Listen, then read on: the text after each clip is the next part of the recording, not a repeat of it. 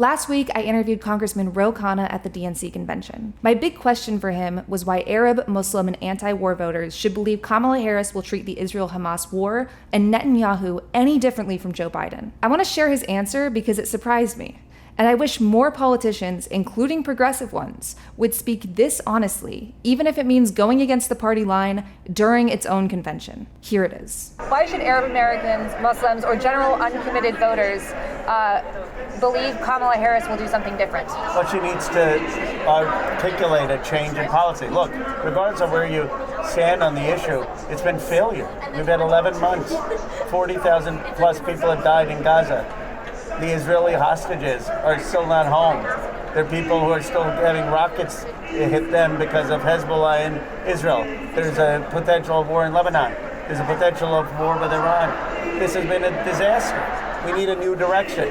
Kamala Harris has to articulate that new direction, has to articulate how she's going to put pressure not just on Hamas, but also on Netanyahu, how she's going to end the war, how she's going to end the suffering.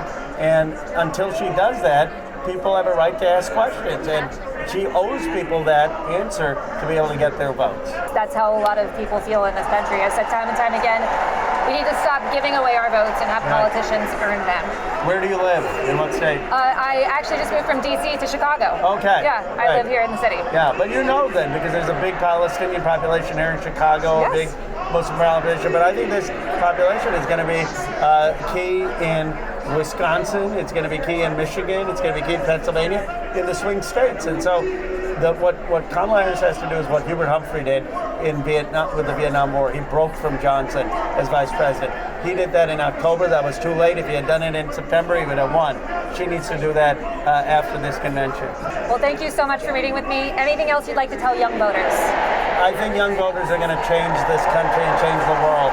People like you who understand human rights, who understand that we need a more just country that works for everyone, a more just world that moves beyond the colonial model. Keep speaking out.